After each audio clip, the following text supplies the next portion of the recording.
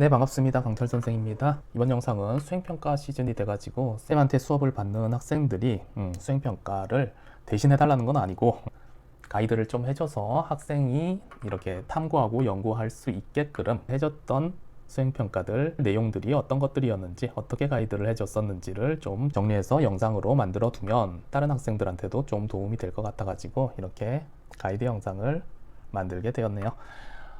오늘 소개해 줄 사례들은 이렇게 세 가지예요. 이 세 가지에 대해서 가이드를 해줬었는데 한번 하나씩 봅시다. 자, 첫 번째 주제예요.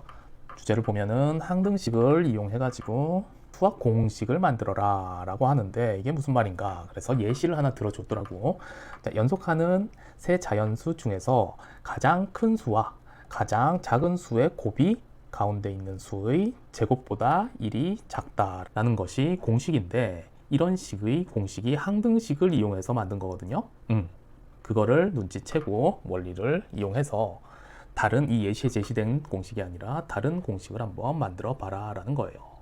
이 공식이 맞는지 일단 확인부터 한번 해봅시다. 연속하는 세 자연수 아무거나 4, 5, 6 이렇게 있으면, 자, 가장 큰 수와 가장 작은 수의 곱이 얼마죠? 24네요. 가운데 있는 수의 제곱은 얼마죠? 25네요. 그러니까 1 차이가 나는 게 맞네요. 가운데 있는 수의 제곱보다 1 작은 게 양옆에 있는 수의 곱이다. 다른 것도 해봅시다. 7, 8, 9. 그러면 7, 9, 63이고 8, 8에 64니까 또 1 차이 나는 게 맞네요. 이런 공식을 항등식을 이용해서 만들어진 공식이라는 거를 파악을 해가지고 이 공식 말고 다른 공식을 만들어 봐라 라는 거네요. 그럼 일단 원리 파악부터 해야죠. 이게 왜 성립되는 걸까요? 항등식을 제대로 공부한 친구들이라면 바로 눈치가 채지겠죠. 자, 가운데 있는 수를 만약에 x라고 하면 양 옆의 수는 뭐라고 쓸 수 있어요? x-1, x 플러스 1 이렇게 되죠. 연속하는 세자연수니까. 그러면 양 옆에 있는 수를 곱하면 뭐가 되나요? x-1 곱하기 x 플러스 1이 될 거고, 가운데 있는 수를 제곱하면 x의 제곱이 되겠죠. 그런데 요거 전개한 식, 합자공식을 전개한 식이 뭐니까 요 식이 항등식이잖아요. 그러니까 x에다가 뭘 넣든 성립하는 식이라는 거예요. 그러니까 요 경우 지금 첫 번째 예시 요거 4, 5, 6 요 경우 같은 경우는 x에다 뭘 넣은 거예요? 여기다가 5, 5 이렇게 넣은 거예요. 그래서 4 곱하기 6이 되는 거고, 여기다가 5를 넣으면 25 빼기 1 이렇게 된다는 거예요. 그러니까 이렇게 항등식을 이용하면 공식들을 막 만들어낼 수가 있다는 거예요. 그런데 그러면 이 식을 또 다 좀 지우고, 이 식을 다르게 해도 성립을 할까요? 다른 방식으로 표현을 해도 성립을 할까요? 제일 작은 수를 x라고 한번 해봅시다. 그럼 두 번째 수가 x 플러스 1이 될 거고, 제일 큰 수가 x 플러스 2가 되겠네요. 그러면 이렇게 곱하면 뭐가 되니까 x 곱하기 x 플러스 2가 되고, 요거를 제곱을 하면 뭐가 되니까 x 플러스 1의 제곱이 되면서 전개를 하면 x제곱 플러스 2x 플러스 1 이렇게 되고, 얘는 전개하면 x제곱 플러스 2x가 되니까 얼마 차이 나요? 1만큼 차이가 나네요.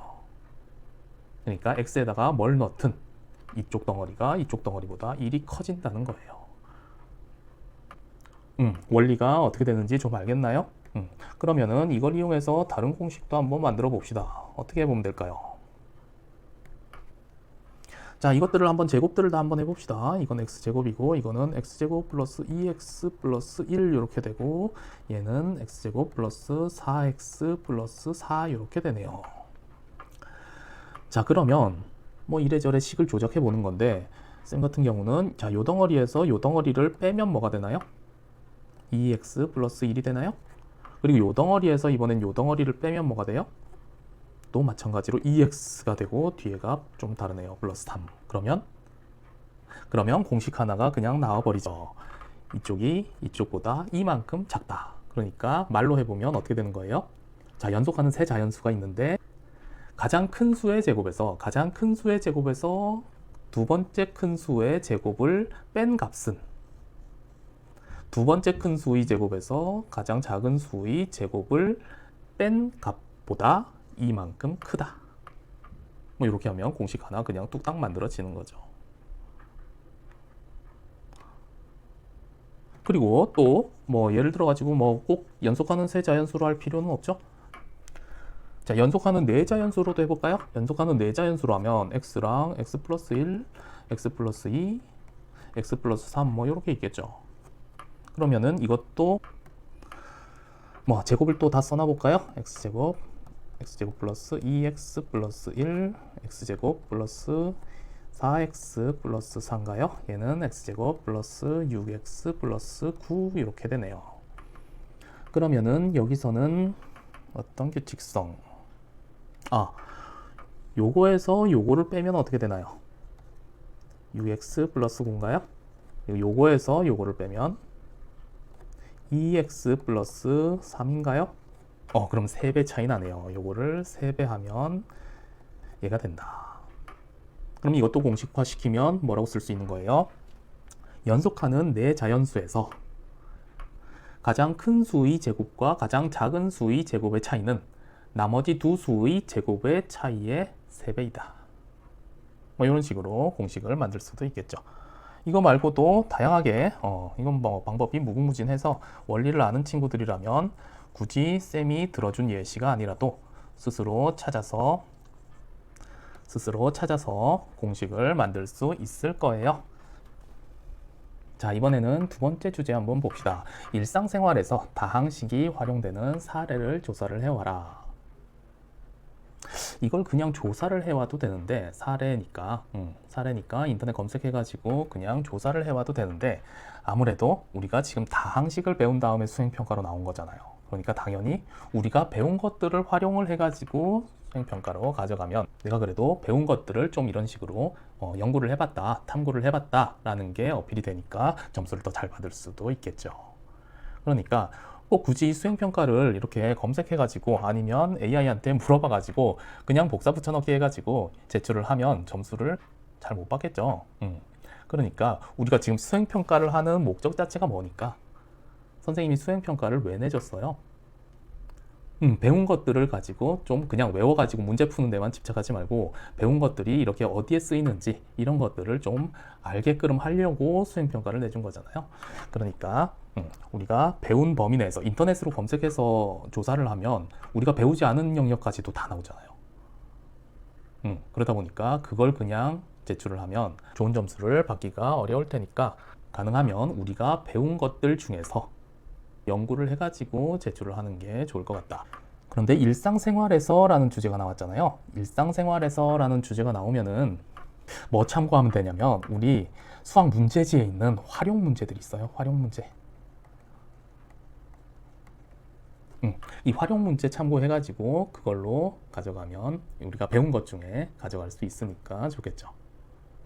그러면 활용 문제 중에 다항식이 활용되는 사례 한번 소개를 해줄게요. 근데 다항식 중에 1차식이 활용되는 것들은 너무 많아요. 중학교 2학년 때부터 했나요? 우리 1차 함수, 그때부터 1차 다항식에 대해서 한 거니까 1차 함수 활용 문제 뭐 하면은 진짜 무궁무진해요. 근데 지금 고등학교 2학년 올라와가지고는 다항식을 이제 2차, 3차, 4차까지 이렇게 고차 다항식에 대해서 배웠잖아요. 그러니까 아무래도 1차 가지고 가져가는 것보다는 2차 이상으로 가져가는 게 좋을 것 같아요. 그러면 2차 이상 다항식이 활용되는 사례, 쌤이 문제 하나 가지고 왔어요. 한번 봅시다. 자, 보면은 어떤 제품이 있는데 가격이 한 개당 5만 원짜리래요. 그런데 일일 평균 판매량이 5만 원 하면은 100개가 팔린대요. 그런데 가격을 X만 원만큼 인상하면, 올리면 평균 판매량이 2X개만큼 줄어든대요. 그럼 만 원 인상하면 얼마? 2개가 줄어들어 가지고 98개가 팔리는 거고, 2만 원 인상하면 4개가 줄어서 96개가 팔리는 거고, 뭐 이런 식이죠. 총 매출이 근데 최대가 되려면 얼마를 인상을 해야 되냐요. 그러면 X만 원 인상했다고 하면 가격이 얼마가 되는 거예요? 5 플러스 X만 원 이렇게 되는 거죠. 그럴 때 그럼 판매량은 얼마가 되는 거예요? 100개에서 2X개만큼 뺀 개수가 되는 거죠. 그럴 때 그 둘을 곱하면 그게 뭐니까? 총 매출이죠. 이게 한 개당 가격이고 이게 개수니까. 그래서 이건 뭐 다항식이 활용되는 사례이기도 하지만 뭐 우리가 이것도 배웠죠. 2차 함수의 최대 최소. 랑도 관련이 있는 거라서 뭐 꼭 이런 주제가 아니더라도 다른 주제에도 써먹을 수 있는 거죠. 이런 식으로 경제학에도 이렇게 다항식이 쓰인다. 그리고 2차식 하면은 가장 많이 나오는 활용 문제가 이제 물리학 문제예요. 물리학 문제인데 물리학 문제는 이제 세 번째 주제하고도 관련이 많거든요. 그래서 세 번째 주제 할 때 물리학 관련해 가지고는 설명을 해줄게요. 자, 세 번째 주제는 본인 진로 적성과 관련된 다항식 풀이 문제 만들기였어요. 네, 쌤이 가이드를 해준 이 친구는 자기 진로 적성을 물리학을 전공을 하겠다라고 했어요.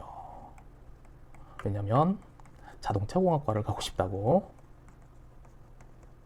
해서 물리학을 전공을 하고 싶다고 했어요. 그래서 물리학으로 문제 만드는 거는 너무너무 쉬워요. 그래서 원리를 좀 알려주고 그거를 자동차공학에 쓰이는 어떤 원리로 변환을 시켜라, 이런 식으로 가이드를 해줬었습니다. 자, 그래서 쌤이 가이드 해줬을 때 설명해준 원리는 연직 방향으로 쏘아 올린 물체의 높이가 시간에 따른 2차식으로 나오거든요. 2차 다항식으로. 그것을 이제 응용을 해서 수행평가를 제출을 해라 라고 가이드를 해줬었어요.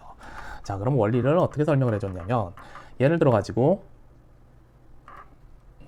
여기가 지면이고, 지면에서 뭐 한 50m짜리 50m 높이에 있는 사람이 연직 방향으로 공을 쏘아 올렸는데, 그러면 이렇게 포물선을 그리면서 떨어지거든요.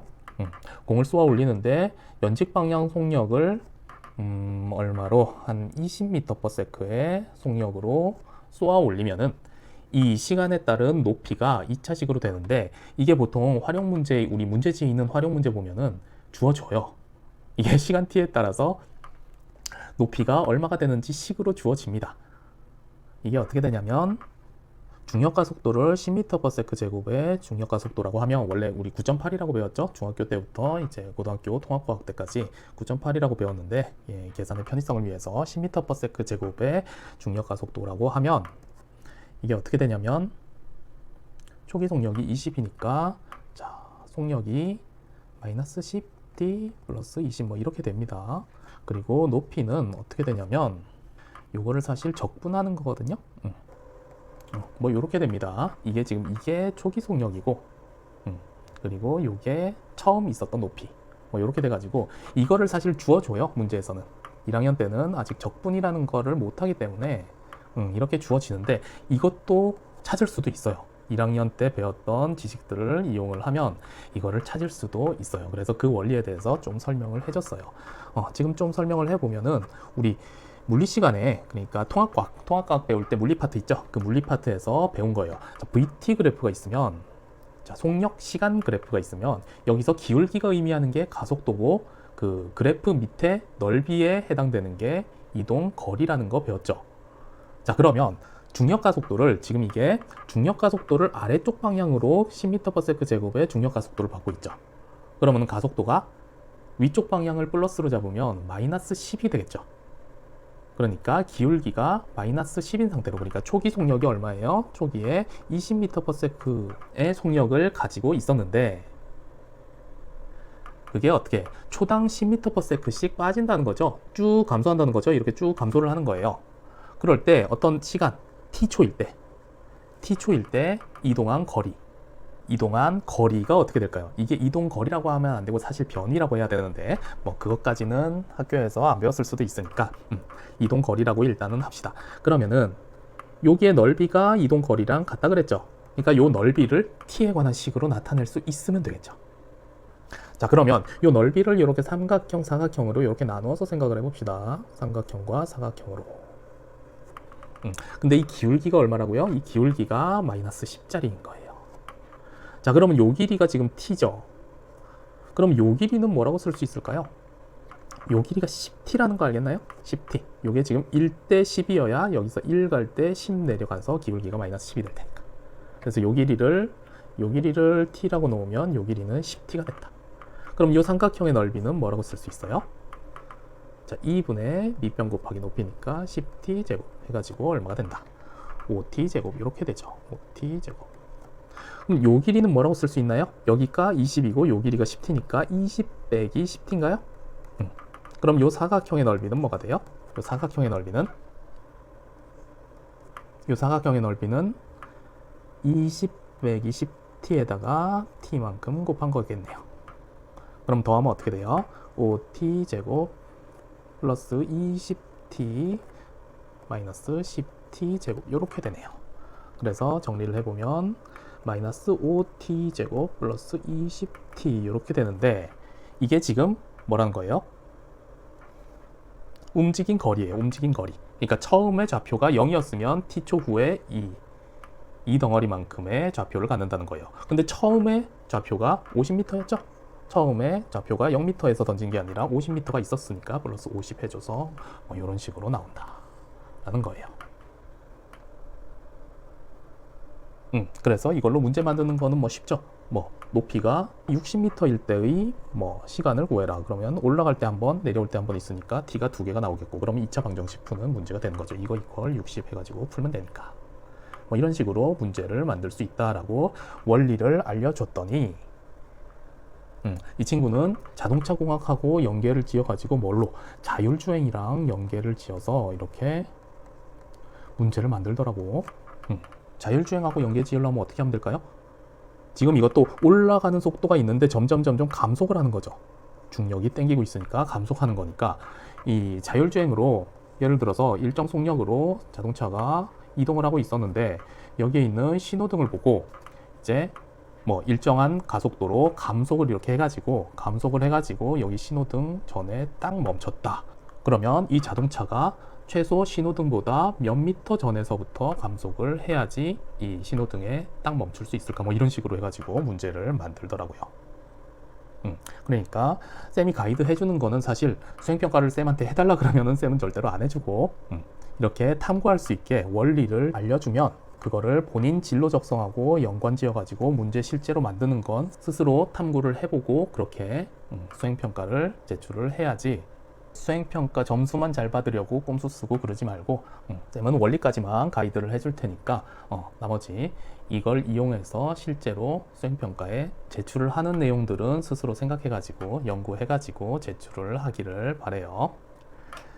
그러면 이번 영상은 여기까지 하고 쌤은 또 문제풀이 영상이나 개념 영상 그리고 이렇게 수행평가 가이드 영상 등으로 또 찾아올게요. 끝.